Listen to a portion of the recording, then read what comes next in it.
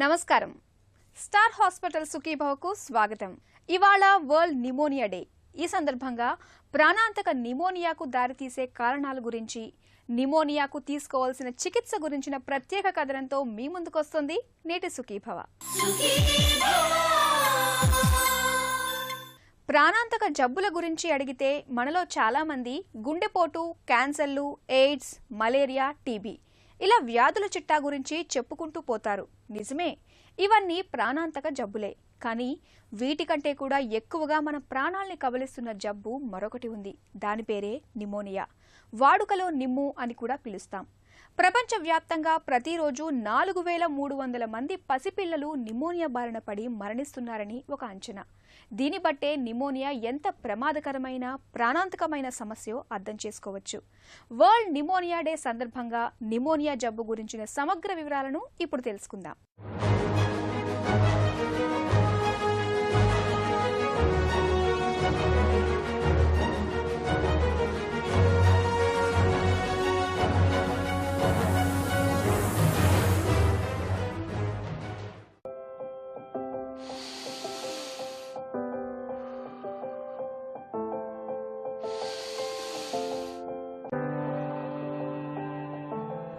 శ్వాస సమస్త ప్రాణకోటికి ప్రాణాధారం. శ్వాసక్రియ జరగకపోతే ఏ జీవికి ప్రాణం లేదు. ఈ ప్రక్రియలో ముక్కు నుంచి వెళ్లిన గాలి ఊపిరితిత్తుల్లోకి ప్రవేశిస్తుంది. అది జీవక్రియలకు అవసరమైన ఆక్సిజన్ను ఊపిరితిత్తుల చివరి భాగమైన ఆల్వియోలై అనే గాలి గదిలో మార్పిడి చేసి జీవక్రియల్లో విడుదలైన హానికర వ్యర్థవాయువులైన కార్బన్ డయాక్సైడ్ వంటి వాటిని అక్కడి నుంచి బయటకు తీసుకువస్తుంది. ఈ కార్యక్రమం నిత్యం జరుగుతూ ఉండటం వల్లనే ప్రాణులు జీవించగలుగుతున్నాయి. ఊపిరితిత్తుల్లోని అత్యంత కీలకమైన గాలిగది ఆల్వియోలై అనే భాగంలో ఈ ఆక్సిజన్, కార్బన్ డయాక్సైడ్ల మార్పిడి జరుగుతుంటుంది. ఏదైనా కారణాల వల్ల ఆల్వియోలైలో ద్రవాలు చేరితే వాయు మార్పిడి జరగక శ్వాసక్రియ సక్రమంగా సాగదు. ఈ పరిస్థితినే నిమోనియా అంటారు. వాడుకలో నెమ్ము చేసిందని, ఊపిరితిత్తుల్లో నీరు చేరిందని పిలుస్తూ ఉంటాం. న్యూమోనియా అనేది ఊపిరితిత్తుల లోపల ఉండే ఇన్ఫెక్షన్.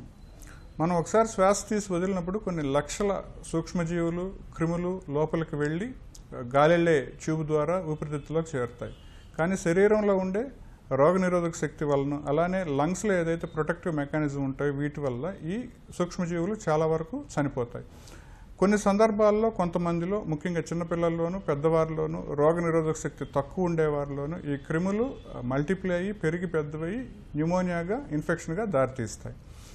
ముఖ్యంగా చిన్నపిల్లలు వయసు పెరిగే కొద్దీ ఇమ్యూనిటీ పెరగడం చిన్నపిల్లల్లో, పెద్దవారిలో వయసు పెరిగే కొద్దీ ఇమ్యూనిటీ తగ్గడం సర్వ సహజం. అలానే ముఖ్యంగా ఈ షుగర్ వ్యాధి ఉన్నవారు, కిడ్నీకి సంబంధించిన ప్రాబ్లమ్స్ ఉన్నవారు, డయాలసిస్లో ఉన్నవారు, అలానే సిరోసిస్ ఉన్నవారు, లివర్ ఫెయిల్యూర్లో ఉన్నవారు, వీళ్ళలో ఇమ్యూనిటీ పవర్ తక్కువ ఉన్న దానివల్ల వీళ్ళలో ఎక్కువ శాతంలో న్యూమోనియా వచ్చే ఛాన్స్ ఉంటుంది.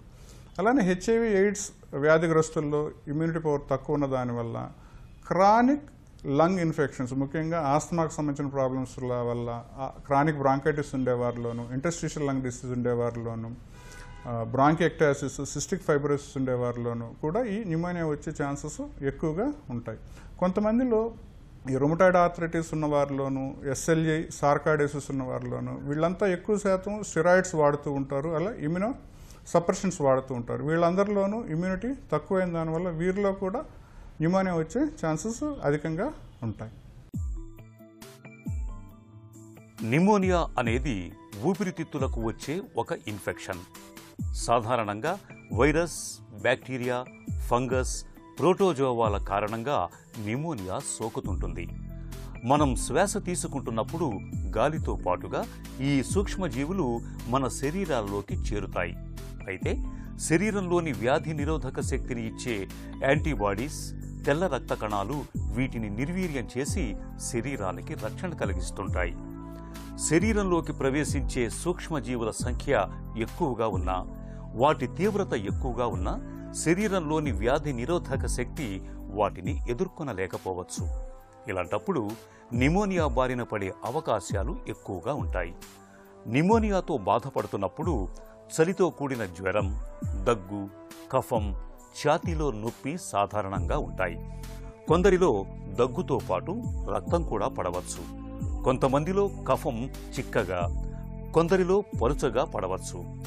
కఫం రంగు ఎరుపుగా గాని, పసుపుగా గాని, ఆకుపచ్చగా గాని ఉండవచ్చు. కొంతమందిలో కఫం దుర్వాసన వేస్తుంటుంది. ఈ లక్షణాలను బట్టి నిమోనియా కారణాలను కొంతవరకు అంచనా వేయొచ్చు. న్యూమోనియా అనేది దీన్ని రెండు రకాలుగా విభజించుకోవచ్చు అండి. కొన్ని ఏంటంటే దేనివల్ల వచ్చినాయి అనే దాన్ని బట్టి బ్యాక్టీరియాలో వస్తే బ్యాక్టీరియల్ న్యూమోనియా అంటాం, వైరస్ వల్ల వస్తే వైరల్ న్యూమోనియా అంటాం, ఫంగస్ వల్ల వస్తే ఫంగల్ న్యూమోనియా అంటాం, టీబీ వల్ల వస్తే టీబీ న్యూమోనియా అంటాం. అలా కాకుండా కొంతమంది హాస్పిటల్కి వేరే ప్రాబ్లమ్స్ వల్ల వెళ్ళి జనరల్ వార్డులో అడ్మిట్ అయిన వాళ్ళల్లో ఒక 2-3 రోజుల తర్వాత కానీ న్యూమోనియా సిమ్టమ్స్ డెవలప్ అయితే దాన్ని హాస్పిటల్ అక్వైర్డ్ న్యూమోనియా అంటాం.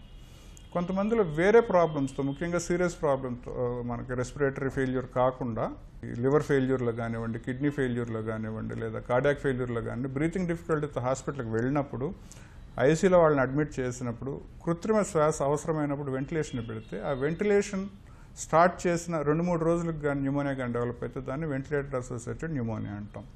ఇవి రెండు కాకుండా సర్వసాధారణంగా చూసేది కమ్యూనిటీ అక్వైర్డ్ న్యూమోనియా. ఈ కమ్యూనిటీ అక్వైర్డ్ న్యూమోనియాలో సాధారణ ప్రజల్లో ఎవరికైతే హెల్త్ కేర్ సిస్టమ్తో టచ్ లేదో, ఎంతవరకు హెల్త్ కేర్ సిస్టమ్స్కి వెళ్ళలేదో, వారిలో న్యూమోనియాకి సంబంధించిన లక్షణాలు కనిపిస్తే దాన్ని మనం కమ్యూనిటీ అక్వైర్డ్ న్యూమోనియా అంటాం. ఈ సాధారణంగా స్ట్రెప్టోకాకస్ న్యూమోనియా అనేది కానివ్వండి, లేదంటే ఈ హీమోఫిలస్ ఇన్ఫ్లుయెంజా అనే బ్యాక్టీరియా, లేదంటే మొరాక్సెల్లా బ్యాక్టీరియా ఈ కమ్యూనిటీ అక్వైర్డ్ న్యూమోనియాని కాజ్ చేస్తూ ఉంటాయి. అలానే కొంతమందిలో, ముఖ్యంగా పెద్దవారిలో ఎవరికైతే పక్షవాతం కానివ్వండి, లేదంటే ఏదన్నా క్యాన్సర్ వచ్చినప్పుడు, ఈ వోకల్ కార్డ్స్ పెరాలసిస్ వచ్చిన వారిలో స్వాలోయింగ్ రిఫ్లెక్స్ సరిగ్గా లేనప్పుడు, తిన్నది సరిగ్గా మింగలేనప్పుడు, పొరబోయినట్లు ఏదైతే లంగ్స్లోకి ఫుడ్ పదార్థాలు వెళ్తాయో దానివల్ల వచ్చే న్యూమోనియాని మనం యాస్పిరేషన్ న్యూమోనియా అంటాం. ఇవన్నీ సాధారణంగా మనం చూసే న్యూమోనియాస్. న్యూమోనియా లక్షణాలు సింపుల్ జలుబు, దగ్గు, తుమ్ముల దగ్గర నుంచి బిగినాయి. కఫంతో కూడిన దగ్గు కావచ్చు, లేదంటే హైగ్రేడ్ టెంపరేచర్, చలి జ్వరం లాంటిది రావచ్చు, 102-103 వరకు టెంపరేచర్ వెళ్ళచ్చు. ఎక్కువ ఊపిరితిత్తులు డ్యామేజ్ అయినప్పుడు దాంతో ఆయాసం కూడా యాడ్ అవ్వచ్చు. ఈ కఫం కొంతమందిలో తెలుపు రంగులో కాకుండా పసుపచ్చలో కానివ్వండి, ఆకుపచ్చ రంగులో కానివ్వండి, కొంతమందిలో రక్తపు చారికలతో కూడా ఈ కఫం కనిపిస్తూ ఉంటుంది. ఎక్కువ శాతంలో తలనొప్పి, నిస్సత్తువ, నీరసం, బాడీ పెయిన్స్, లెథార్జీ, ఫ్యాటిక్ అంటాం, ఇవన్నీ లక్షణాలు ఎక్కువ కనిపిస్తాయి. కొంతమందిలో మాత్రం కడుపు నొప్పితోనూ, విరోచనాలతోనూ, వామిటింగ్స్తో కూడా న్యూమోనియా బిగిన్ అవ్వచ్చు. ఏ ఏ భాగాలు మనకి శరీరంలో ఉండే అవయవాలు అఫెక్ట్ అవుతాయో దానికి సంబంధించిన లక్షణాలన్నీ కూడా over period of time develop అవుతుంటాయి. ఎక్కువ డిహైడ్రేషన్ అయినప్పుడు కిడ్నీల మీద ఎఫెక్ట్ పడడం, అలానే బీపీ తక్కువ అవ్వడం, సెప్సిస్ ఎక్కువ అయినప్పుడు ఇవన్నీ ఈ లక్షణాలు కనిపిస్తాం. నిమోనియా రావడానికి ఒంట్లో రోగ నిరోధక శక్తి తక్కువగా ఉండటమే ప్రధాన కారణమని చెబుతారు డాక్టర్లు. 5 ఏళ్లలోపు పిల్లలు, 60 ఏళ్ల దాటిన వృద్ధుల్లో వ్యాధి నిరోధకత బలహీనంగా ఉండటంతో వారికి చాలా తేలికగా నిమోనియా సోకుతుంటుంది. నిమోనియా జబ్బు ఎలా ప్రాణాంతకంగా పరిణమిస్తుందో ఇప్పుడు తెలుసుకుందాం.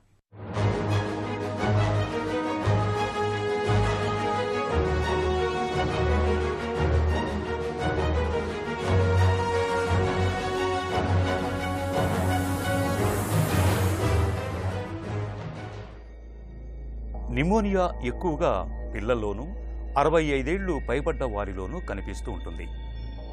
గుండె జబ్బులు, మధుమేహం, దీర్ఘకాలిక ఊపిరితిత్తుల వ్యాధులు, హెచ్ఐవి, క్యాన్సర్, కిడ్నీ వ్యాధులతో బాధపడుతున్నప్పుడు, ఒంట్లో సహజంగానే వ్యాధి నిరోధకత తక్కువగా ఉన్నప్పుడు, పొగతాగే అలవాటు ఉన్నప్పుడు ఊపిరితిత్తుల్లో నిమోనియా వచ్చే అవకాశాలు ఎక్కువగా ఉంటాయి. సాధారణంగా నిమోనియా చలికాలంలో ఎక్కువగా కనిపిస్తుంది. ఇరుకుగా ఉండే ప్రదేశాల్లో ఒకే చోట ఎక్కువ మంది ఉన్నప్పుడు నిమోనియా ఎక్కువగా కనిపిస్తుంటుంది. పిల్లల్లో రెస్పిరేటరీ సిన్సిషియల్ వైరస్, పెద్దవారిలో ఇన్ఫ్లుయెంజా వైరస్ వలన వచ్చే జలుబు, దగ్గు తర్వాత నిమోనియా తరచుగా వస్తుంటుంది. యాస్పిరేషన్ అంటే పొరపాటుగానో, ప్రమాదవశాత్తుగానో ఆహారపు తునకలు గాని, వస్తువులు గాని ఊపిరితిత్తుల్లోకి వెళ్ళినప్పుడు కూడా నిమోనియా వచ్చే ప్రమాదం ఉంటుందని చెబుతారు డాక్టర్లు. న్యూమోనియా అనేది చాలా వరకు క్యూరబుల్ డిసీజ్ అండి. కానీ కొన్ని సందర్భాల్లో ఇది న్యూమోనియా ప్రాణాంతకం. ఎవరికైతే ఇమ్యూనిటీ పవర్ తక్కువ ఉందో, ముఖ్యంగా ఫంగల్ న్యూమోనియాస్, రెసిస్టెన్స్ పవర్ తక్కువ ఉన్న వారిలో ఫంగల్ ఇన్ఫెక్షన్స్ చాలా కామన్గా చూస్తూ ఉంటాం. ముఖ్యంగా ఈ కీమోథెరపీ తీసుకునే వారిలోను, డయాలసిస్ మీద ఉండే వారిలోను, ట్రాన్స్ప్లాంట్ అయిన వారిలోను ఫంగల్ న్యూమోనియాస్ చాలా కామన్.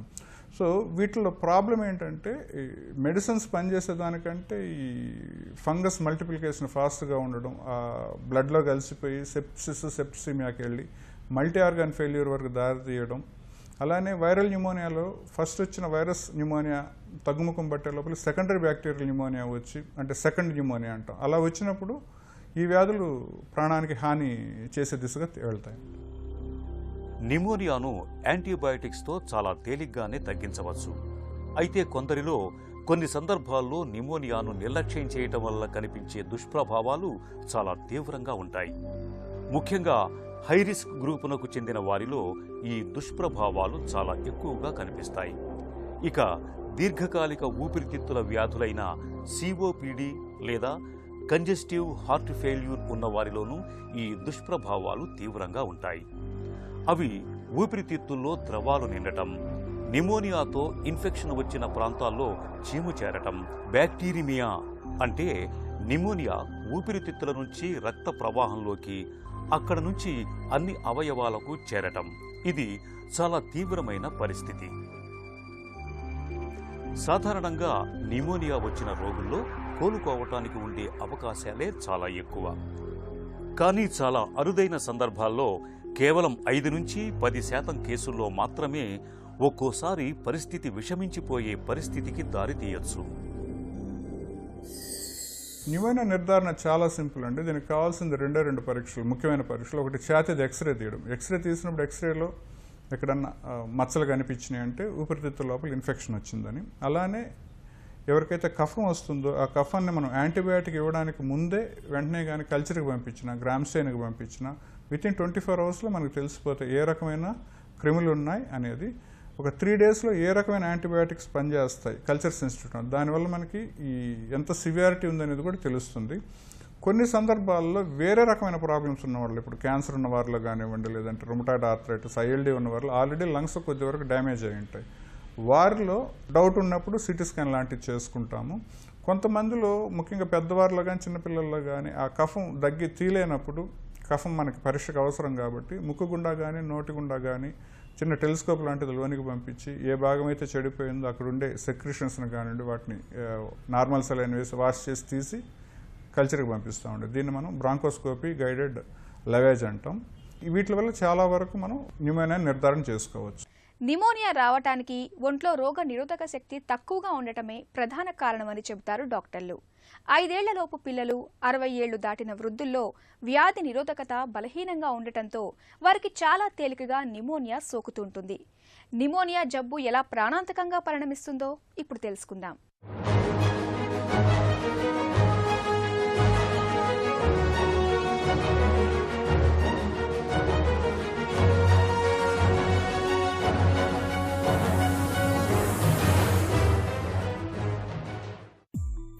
పేషెంటులో కనిపిస్తున్న లక్షణాలను బట్టి నిమోనియాను డాక్టర్లు చాలా వరకు అంచనా వేస్తుంటారు. ఎక్స్రే, కళ్ళె పరీక్ష, కొన్ని సందర్భాల్లో యూరిన్ యాంటిజెన్, కల్చర్ సెన్సిటివిటీ, రక్త పరీక్షల సాయంతో నిమోనియాను ఖచ్చితంగా నిర్ధారణ చేయొచ్చు. రక్త పరీక్షల్లో తెల్ల రక్త కణాల సంఖ్య, ఈఎస్ఆర్ వంటి వాటి వలన వ్యాధి ఉన్నది లేనిది తెలుసుకోవచ్చు. అలాగే వ్యాధి తీవ్రతను కూడా తెలుసుకోవచ్చు. ఈ పరీక్షల సాయంతో వ్యాధికారకాలైన సూక్ష్మజీవులను గుర్తించటమే కాకుండా వ్యాధి తీవ్రతను కూడా అంచనా వేయగలుగుతారు. నిమోనియాను తొలి దశలోనే గుర్తించి సకాలంలో యాంటీబయాటిక్స్ చికిత్స మొదలు పెడితే వ్యాధి చాలా వరకు అదుపులోకి వచ్చేస్తుంది. నిమోనియా దుష్ఫలితాలు కూడా చాలా వరకు తగ్గుతాయి. నిమోనియా మరీ తీవ్రంగా ఉన్నప్పుడు యాంటీబయాటిక్ చికిత్స తర్వాత కూడా మెరుగుదల కనిపించని సందర్భాల్లో బ్రాంకోస్కోపీ పరీక్షను నిర్వహిస్తారు. ఇందులో ఎటు పడితే అటు తేలిగ్గా వంగే ఒక గొట్టానికి కెమెరాను అమర్చి ట్రాకియా, బ్రాంకైలలోని లోపలి దృశ్యాలను పరిశీలించడంతో పాటు అక్కడి ద్రవాల నమూనాలను సేకరించటం, అవసరాన్ని బట్టి చిన్న ముక్కను సేకరించి బయాప్సీ పరీక్షకు పంపిస్తూ ఉంటారు. న్యూమోనియా సివియారిటీని బట్టి మనం ట్రీట్మెంట్ చేసుకోవచ్చు అండి. కొంతమందిలో కమ్యూనిటీ అక్వైర్డ్ న్యూమోనియా ఏదైతే ఉందో అది చిన్న ప్యాచ్ ఎక్స్రేలో ఉన్నప్పుడు మరీ సిమ్టమ్స్ ఎక్కువగా లేనప్పుడు మనం ఇంటి దగ్గరే ట్రీట్మెంట్ చేసుకోవచ్చు. ఓరల్ యాంటీబయాటిక్స్తో కావచ్చు, లేదంటే యాంటీవైరల్స్తో కానీ మనం ట్రీట్మెంట్ చేసుకోవచ్చు. సిమ్టమ్స్ ఎక్కువగా ఉండి డిహైడ్రేషన్ అయిపోయింది, బీపీ తక్కువగా ఉంది, లేదంటే వేరే ఆర్గాన్స్ కూడా ఇన్వాల్వ్ అయి ఉన్నాయి, టెంపరేచర్ ఎక్కువ వస్తుంది, ఆయాసం చాలా ఎక్కువ ఉంది అన్నప్పుడు వీళ్ళని వార్డ్స్లో కానీ ఐసీలో కానీ అడ్మిట్ చేసుకొని హైడ్రేషన్ పెంచుకుంటూ ఆ కల్చర్ సెన్సిటివ్ రిపోర్ట్లో ఏదైతే యాంటీబయాటిక్స్ వస్తాయి కానీ యాంటీవైరల్స్ వస్తాయి, యాంటీఫంగల్స్ వస్తాయి చూసుకొని వాటిని ఇమీడియట్గా స్టార్ట్ చేయడం జరుగుతూ ఉంటుంది. ఈ కల్చర్ రిపోర్ట్ వచ్చేదానికి ఒక 2 to 3 days టైం పట్టుతుంది కాబట్టి బ్రాడ్ స్పెక్ట్రమ్ యాంటీబయాటిక్స్ని ఇనిషియల్గా బిగించేయడం, ఆ రిపోర్ట్ వచ్చిన దాంట్లో సేమ్ యాంటీబయాటిక్స్ పనిచేస్తున్నాయంటే అవి కంటిన్యూ చేయడం, లేదంటే మార్చుకోవడం జరుగుతుంది. ఎక్కువ శాతంలో ఐసీయూలో అడ్మిట్ అయిన వాళ్ళలో ఆక్సిజన్ సప్లిమెంటేషన్ అవసరం అవుతుంది. అలానే నాన్ ఇన్వేజివ్ వెంటిలేషన్ మన బైపాస్ ద్వారా లంగ్స్కి ఏదైతే బరువు పడుతుంటుందో బరువు తగ్గించడానికి కూడా ఈ నాన్ ఇన్వేజివ్ వెంటిలేషన్ వాడతాం. మరి సివియర్ ఫామ్లో అక్యూట్ లంగ్ ఇంజరీ కానివ్వండి, ఏఆర్డిఎస్ లాంటి సివియర్ ఫామ్స్లో ఉన్నప్పుడు కృత్రిమ శ్వాస వ్యవస్థ పెట్టాల్సి వస్తుంది, వెంటిలేటరు. ఆ వెంటిలేటర్ సపోర్ట్తో పాటు మిగతా యాంటీబయాటిక్స్ అవన్నీ కంటిన్యూ చేసుకోవాల్సి వస్తుంది. న్యూమోనియా ప్రివెన్షన్ అనేది చాలా ఇంపార్టెంట్ అండి. ముఖ్యంగా చిన్నపిల్లలు, పెద్దవారిలో రోగనిరోధక శక్తి తక్కువ ఉన్నవారు, ఇందాక మనం అనుకున్నట్టు కిడ్నీ డిసీజ్ ఉన్నవారు కానీ, లివర్ డిసీజ్ ఉన్నవారు కానీ, ట్రాన్స్ప్లాంట్ అయిన వాళ్ళు కానివ్వండి, లేదంటే హెచ్ఐవి ఎయిడ్స్ వ్యాధిగ్రస్తులు, వీళ్ళు వీలైనంత వరకు చల్లగాల్లో బయటకు వెళ్ళడం, చల్లటి ప్రదేశాలకి వెళ్ళడం, ఎక్కువ జనసాంద్రత ఎక్కువ ఉన్న ప్లేసుల్లో మాల్స్ కానివ్వండి, సినిమా థియేటర్స్ కానివ్వండి, లేదంటే ఏదన్నా ఫంక్షన్స్ జరుగుతున్నప్పుడు వీలైనంత వరకు వెళ్లకుండా ఉంటే మంచిది. ఇంకా తప్పనిసరిగా వెళ్లాల్సినప్పుడు ముక్కుకి ఏదైనా కర్చీఫ్ కానివ్వండి, లేదంటే మాస్క్ కానీ వాడడం చాలా మంచిది. అలానే ఫ్రీక్వెంట్గా హ్యాండ్స్ వాష్ చేసుకోవడము, ఏదైతే బట్టలు ఉన్నాయో వెంటనే ఇంటికి రాగానే మార్చేసుకోవడం, ఇవన్నీ చేసుకోవాలి. పర్సనల్ హైజీన్, కాఫ్ హైజీన్ అంటాం, దగ్గేటప్పుడు నోటికి బట్ట అడ్డం పెట్టుకోవడం చాలా ముఖ్యం. ఇంకా అన్నిటికంటే ముఖ్యమైనది వచ్చేసి అడల్ట్ వ్యాక్సినేషన్ అండి. ముఖ్యంగా చిన్నపిల్లలకి అందరూ ప్రతి ఒక్క వ్యాక్సిన్స్ ఇప్పిస్తున్నారు, అందరూ తీసుకుంటున్నారు. కానీ పెద్దవాళ్ళ దగ్గరికి వచ్చేసరికి అడల్ట్ వ్యాక్సినేషన్ మీద అవేర్నెస్ లేదు. సో ఏవైతే ప్రాణాంతకమైన వ్యాధులు, ముఖ్యంగా న్యూమోకాకల్ న్యూమోనియా అనేది ఉందో, లేదంటే స్వైన్ ఫ్లూ అనేది ఉన్నాయో, ఇవి రెండింటిని వీలైనంత వరకు ప్రివెంట్ చేయడానికి ఇప్పుడు వ్యాక్సిన్స్ అవైలబుల్ ఉన్నాయి. న్యూమోకాకల్ వ్యాక్సిన్ జీవితంలో 1-2 సార్లు తీసుకుంటే సరిపోద్ది. ఈ యాంటీ ఫ్లూ వ్యాక్సిన్ ఏదైతే ఇన్ఫ్లుయెన్జా వ్యాక్సిన్ ఉందో అది మాత్రం ఎవరికైతే అవసరం ఉందో, ముఖ్యంగా ఈ రోగనిరోధక శక్తి తక్కువ ఉండే వాళ్ళల్లో సంవత్సరం తీసుకోవాల్సి ఉంటుందండి.